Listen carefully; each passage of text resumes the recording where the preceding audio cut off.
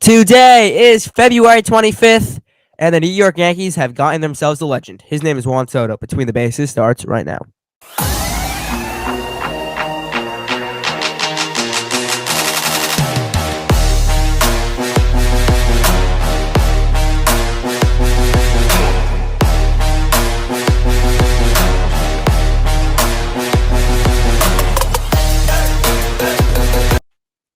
Hello, everyone, and welcome back to a new episode of Between the Bases podcast. Spring training has started.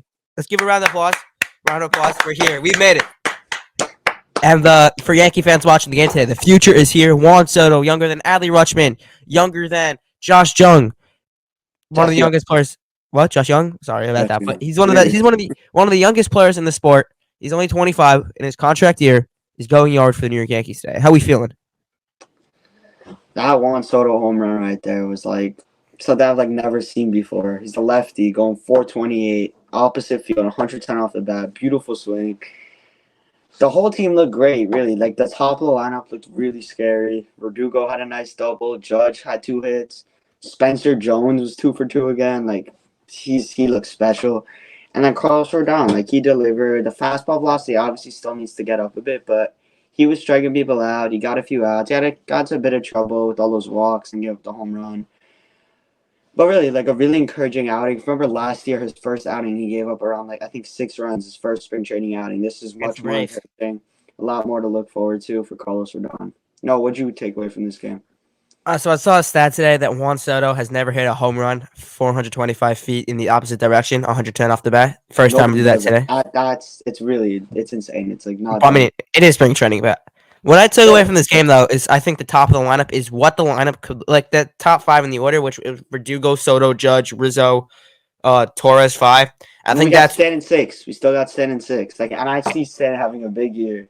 I was going to get there, but I think that's what the lineup is going to be this year because I don't think Stanton's going to make it past April. Let's be honest. He's going to be out for the year. He always gets injuries. He needs his vacation time. But I liked Verdugo leadoff. He had a leadoff double to start the game. Looks much better without the beard. And then you got Judge. No, you had Soto second, who played baseball. We almost gave us an Aaron Rodgers moment there by almost getting hurt, but he moved the runner over. And then Judge doing his thing. Rizzo without a concussion doing his thing. Torres doing his thing. The Yankees are back. There's just a lot of good at bats. There was their counts. The at bats to end of the early counts was home runs. The at bats were last in line. They were getting on base. It's really really encouraging game. You also Verdugo. You want Verdugo lead off. I think the Yankees' goal this year. I think they're definitely going to start with LeMahieu as the leadoff hitter. But I think their goal is to get Volpe to be the leadoff guy. He's having a different approach this year, trying to be more of a line drive hitter. But I don't really know what we're gonna get from him. I don't know. You probably don't know what we're gonna get from him. He's really a mystery. Hopefully he can get that average up to the 270, 280 range. And if he does, then he's the perfect guy to lead off for the Yankees. He has a good eye, very fast, has a bit of power. That's the ideal situation. Verdugo can do it as well, but I don't really see Boone doing it that often with Verdugo at leadoff. Volpe looked much better. He looked more comfortable. He was putting balls in play when he was the 9-hitter. So I don't think they're not gonna put him at one really fast in the season. No, definitely not. If he's having a good year, I think through April, if he has a good first month, I think they put him in the leadoff spot in May. That's if LeMahieu's playing bad too. Hopefully that doesn't happen. I hear LeMahieu looks very good, but if LeMahieu is struggling, Volpe's hitting very well. I see them doing that. Let's talk about a guy you mentioned him earlier. He hit a 473-foot bomb yesterday. Spencer Jones. When you say the last name Jones, New Yorkers think of Daniel Jones, but this guy's more special than Daniel Jones. What have you seen in Spencer Jones this year? I see Aaron Judge, a lefty Aaron Judge. The swing is beautiful. I mean, in Yankee Stadium, too. A lot of people were like, oh, he has strikeout problems. He hasn't swung and missed one time this whole spring.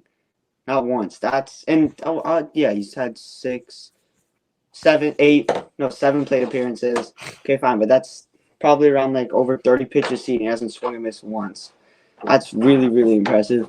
The power looks there. The contact is there. Everything. He just looks like he's going to be a really, really good player. Hopefully he takes a big step this year. Hopefully we see him in the majors by August or whatever. That would be great. Another thing I wanted to mention is a prospect. I was at his MLB debut. Louis Heel. Had Tommy John coming back from Tommy John. He looked pretty solid out there yesterday. Do you think he could get to his spot in the rotation if they don't sign Blake Snell? The thing with Luis, yes, his stuff is amazing. Great fastball, nasty slider, but the control. He just needs to be able to locate his pitches more. If he does, he can be a top end of like a top rotation arm for the Yankees this year. He just needs to learn how to locate. If he does, like really, he can be really, really good. And let's not forget about a person that's going to start this year. Marcus Stroman pitched today for the New York Yankees. 3 earned runs. Not really concerned to spring training, but I mean, he looked sharp out there when he wasn't giving out homers. So, it's going to be fun to watch this year. Yeah, just the first inning though. He had a 1-2-3 inning, but it was 3 flyouts. It's not really what you want to see with Marcus Stroman. You want to see him getting guys to hit the ball on the ground. So it was a bit of a concerning start, but again, in spring trading, Cole sometimes in spring training does bad. Like really, it's nothing to worry about. If it starts like repeating as another few bad outings in the spring, then you can like start to worry. Maybe he's injured. Maybe he's not going to be good this year. But I'm not too worried at this point. And our last topic about today, because we're not just a Yankee podcast, we are a baseball podcast. The first one of the Voice free agent signed, Cody Bellinger. What are we thinking about this deal? It's an interesting deal. I can't say I was expecting it.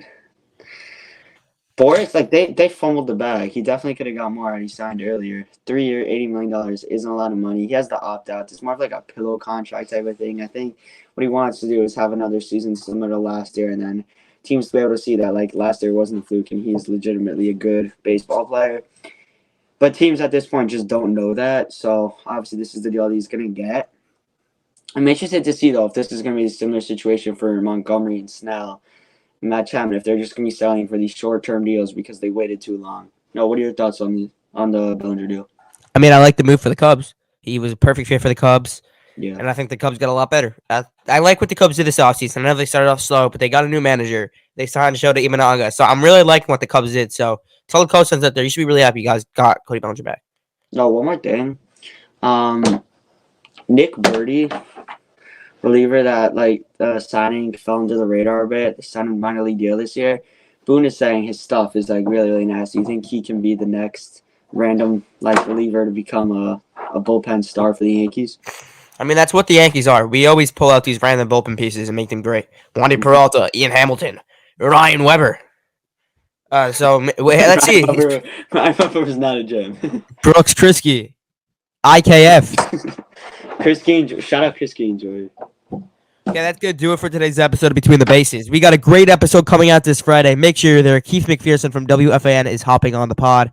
And on March 15th, we are having MLB 2024 season predictions with Max Manis. Be there.